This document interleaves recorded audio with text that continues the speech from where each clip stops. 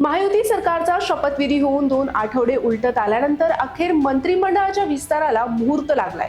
उद्या 15 डिसेंबर रोजी रविवारी सायंकाळी 4 वाजता नव्या मंत्र्यांचा शपथविधी होणार असल्याची माहिती मिळतेय। नवीन मंत्र्यांचा शपथविधी उद्या नागपूर येथे होणार आहे।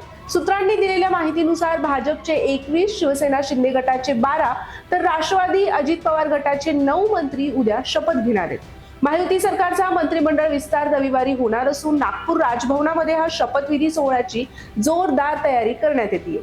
एकनाथ शिंदेच्या नाराजीमुळे मंत्रिमंडळाचा विस्तार पुढे जाईल अशी चर्चा होती, पण आता रविवारी हा शपथविधी होणार असल्याची माहिती समोर येते। नागपुरातील हिवाळी अधिवेशनापूर्वी मंत्रिमंडळ विस्तार करण्यात येणार असल्याचं मुख्यमंत्री देवेंद्र फडणवीस यांनी स्पष्ट केलं होतं।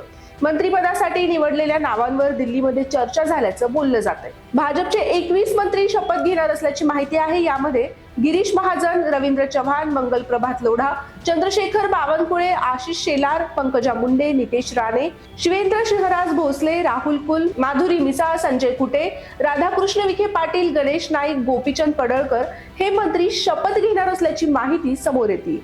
शिवसेनेचे 12 मंत्री शपथ घेण्याची शक्यता असून त्यामध्ये 9 कॅबिनेट तर 3 राज्यमंत्री असणार आहेत। अब्दुल सत्तार, तानाजी सावंत आणि संजय राठोड यांच्या नावाला भाजपचा विरोध असल्याची माहिती आहे। त्यामुळे या तिघांचा पत्ता कट होणार असल्याची माहिती समोर येते। शिवसेनेकडून उदय सामंत, शंभूराज देसाई, गुलाबराव पाटील, दादा भुसे, प्रताप सरनाईक, संजय शिरसाट, भरत गोगावले, आशिष जयस्वाल तर राज्यमंत्री पदासाठी योगेश कदम आणि विजय शिवतारे हे राज्यमंत्री पदाची शपथ घेतील। याशिवाय प्रकाश पाटील किंवा राजेंद्र पाटील यड्रावकर यापैकी एकाच्या मंत्रिपदाची शक्यताही व्यक्त केली जात आहे।